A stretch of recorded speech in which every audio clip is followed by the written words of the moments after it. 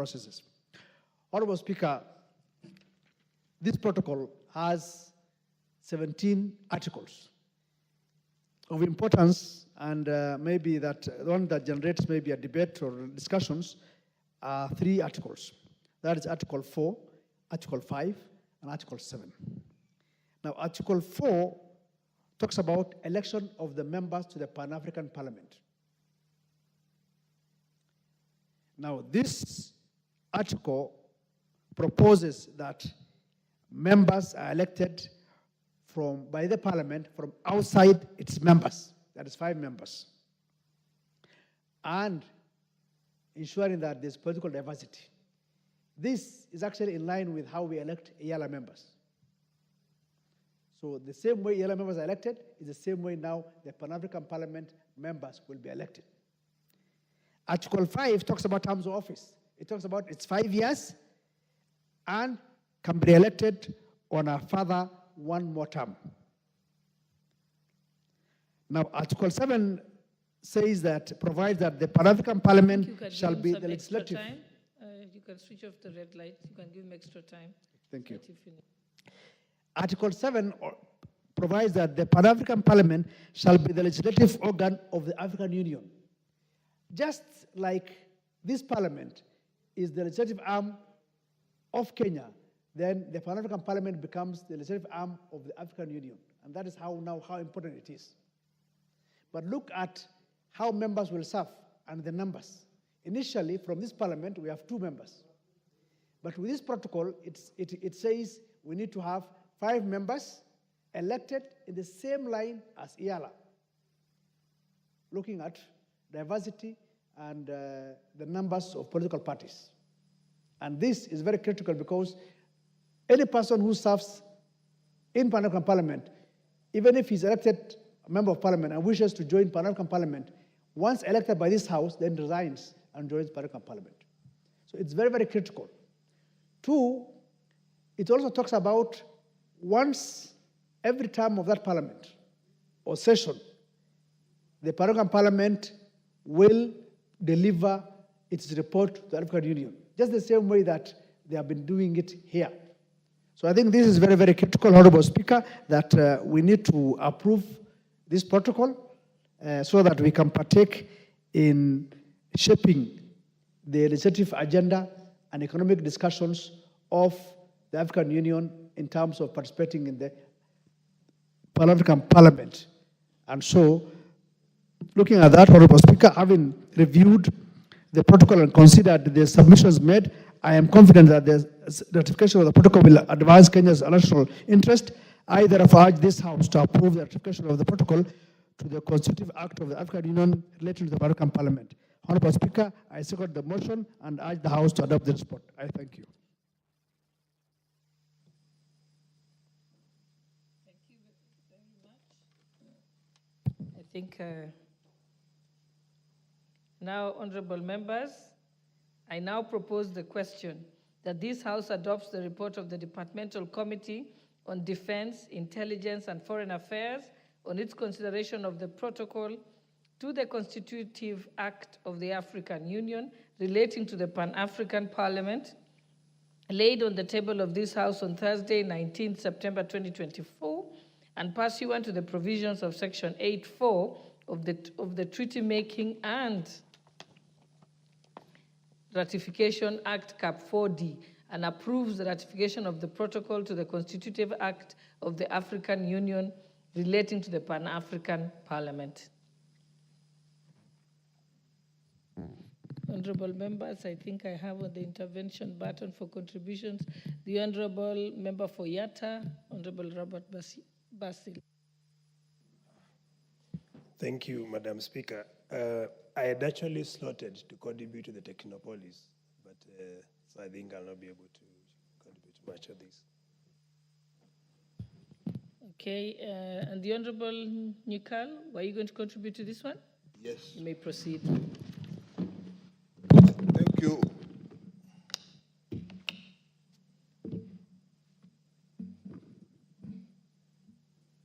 Thank you. Oh, so on. Thank you, Madam Speaker. Madam Speaker, this is is actually a report that we need to support. The future of Africans, in my view, lies in the unity of Africa, seeing Africa as one, both in socioeconomic and, if possible, political sense. We really need to improve free movement of people across Africa, have roads across, have airspace, have rails, because that is the only way we can take advantage of this great expanse place we are in. Right now, you know how sad it is that many young Africans actually die in the Mediterranean Ocean trying to run away from Africa and go and live in Europe. And they say they would rather die in that effort than live in this continent. We must improve that. If you look at all the great nations, the powerful nations, it's actually numbers. It is the expanse and the large populations that they have. If you look at the USA, basically that is their main strength. You look at China, that is coming up. It's a huge expanse that is actually one unit. Look at Russia, and I believe that is why actually Russia is attacking Ukraine.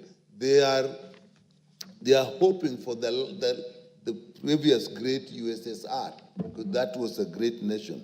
Look at what India is doing. So unless we really get together, we will not go far.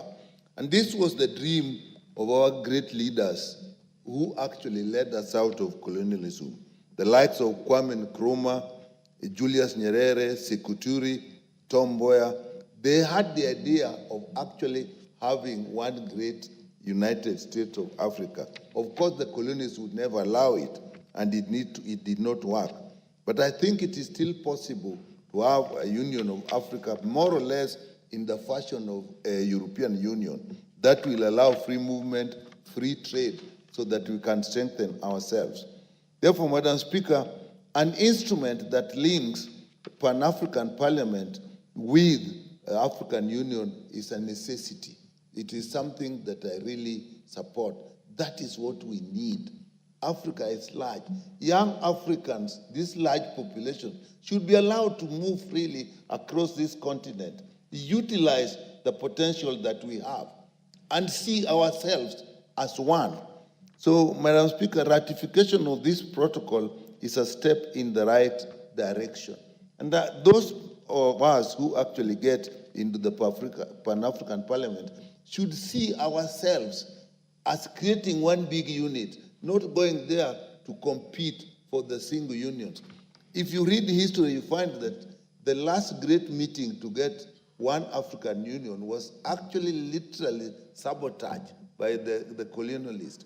In fact, they convinced the several small African states that if you have this great union, you will today, I think it was in Accra, you will today leave this city not as a president, but just as part of a small unit. And with that, everybody said we would rather be a president in a small unit than be some small person in a greater union. And that is how they killed it. So if we see the Pan-African Parliament as a route that actually can slowly start building that great unity that we need, we must support it. To that extent, Madam Speaker, I support the committee report that recommends that we actually sign this. And the more African countries that sign this treaty and moves us closer to actually getting people elected in a more substantive way to the Pan-African Parliament and start looking at Africa as one unit, that we should stop having to fly to Europe to come back to Africa. And I think this is the right way to go. With that, Madam Speaker, I support the committee report. Sorry, the Honorable Member for Marsabit, Honorable Naomi Wako. Thank you, Honorable Speaker, for giving me this opportunity. Honorable Speaker, when you look at the House, you can clearly see that we have many members out having some other meetings. And this is a very important debate that is going on. And I know many members would want to participate. And therefore, pursuant to the Standing Orders 96.1, I move that the debate on this motion be adjourned to enable more members to contribute to this very important motion. And we proceed with others. Thank you. Honorable members, I propose the question that the debate on the ratification of the protocol to the Constitutive Act of the African Union relating to the Pan-African Parliament be adjourned. Will as many as of that opinion say aye? Aye. Will as many as of the contrary opinion say nay? The ayes have it. It's thereby adjourned.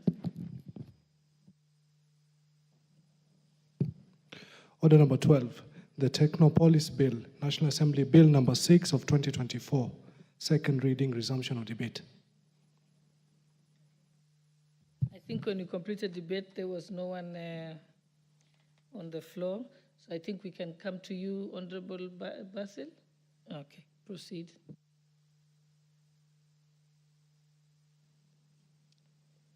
Thank you, Madam Speaker.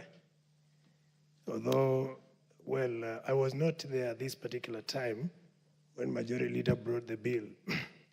I'd like to say very categorically that Technopolis, basically the industrial parks.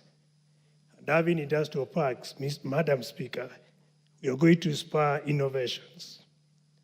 Madam Speaker, will be able to attract local investors and foreign investors. Number two, why it's important to support the bill is going to create job creation, Madam Speaker.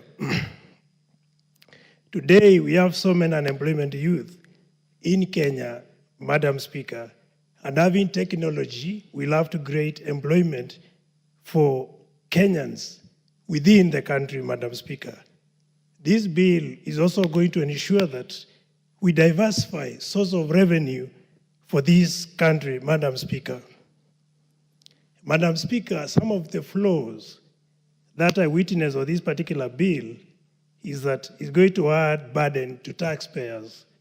The reason why I say that, Madam Speaker, is because many of our taxpayers, ideally, they want investment to go where it can be recouped.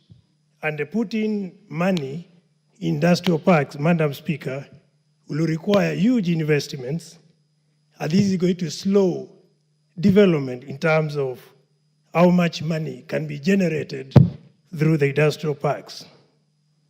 Importantly, Madam Speaker, if you look at this particular bill, it's going to create some form of disparities when it comes to development, because the parks are likely to go to urban areas and leave rural areas, Madam Speaker.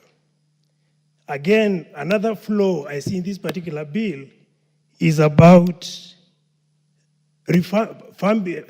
investing money which is going to result to stalled projects, as we have seen with the Techno City, Concert City, which has consumed billions of shillings, and this money has not been recouped.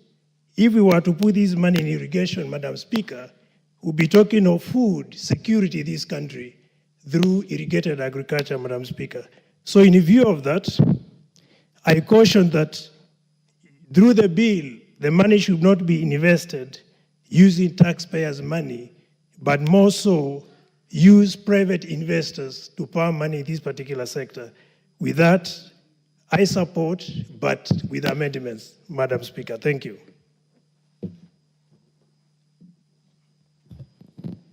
Okay, the Honorable James Nyikal, you wanted to speak to this? Thank you once again, Madam Speaker. Today we are having great ideas that are actually receiving not much attention.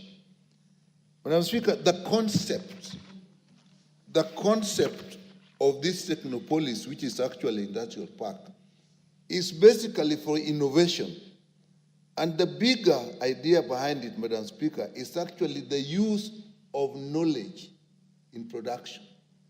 You know, in many countries, these are actually linked to universities, so that you have industry creating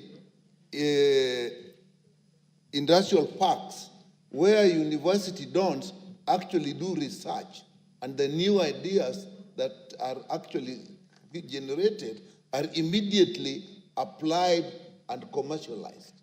So that you find that as ideas come, they actually are utilized for production and for improvement of mankind. The greatest thing, Mr. Speaker, is actually what we call the no-do gap, where there is knowledge, but that knowledge is not being used. Historically, the greatest, what we can know in history, where there was knowledge that was never used, is the problem of scurvy, which is vitamin D deficiency. And Mr. Speaker, what happened? People knew for 100 years that scurvy can be treated and prevented by vitamin C for 100 years. And yet, sailors were dying, and this was not being utilized. Until somebody figured out that all you had to do is actually carry some citrus fruit on these long voyages, and that saved sailors. In Africa, people see universities as institutions for training young people. That is mandate number 2.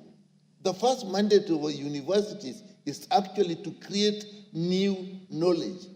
And if this new knowledge is created, how do we apply it in industry?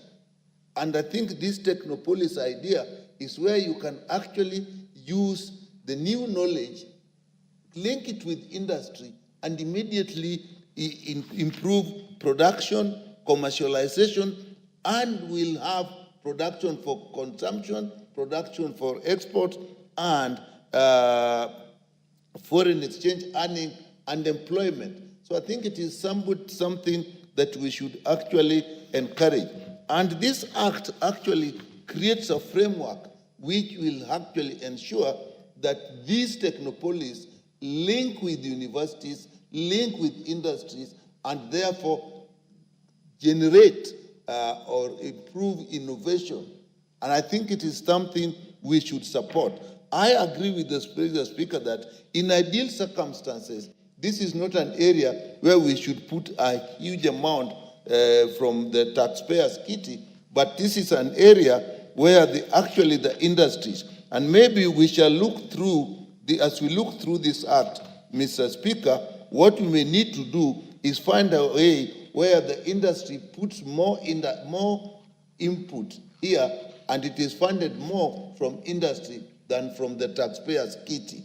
Because eventually, if innovation occurs, if knowledge is transformed into production, it is actually the industries, the big companies that benefit. The issue of intellectual property rights can actually be shared between the people, the innovators, and also the industry, so that they can benefit. So with that, Mr. Speaker, I think this is an idea that we support, we should encourage. But I think we will look at this and see how we can get more money from the industry into it than getting money directly from the taxpayer. Because if we go that direction, then people will see them as just creation of new towns using taxpayers' money, and then it will not serve the purpose for which I think it has been conceived. With that, Mr. Speaker, I support this bill. Very well. What's the point of order, Honourable Member? Speaker, pursuant to Standing Order 35, and looking at the House and the very important business that we have today to debate on, I wish to bring your attention that we don't have a quorum, and I know many members are engaged elsewhere. So I feel this can wait for another time. Thank you, Honorable Speaker. Very well, Honourable Member, you are very right. I can see that there's no quorum in the House, and therefore I want to ask the Sergeant at Arms to ring the quorum bell for 10 minutes.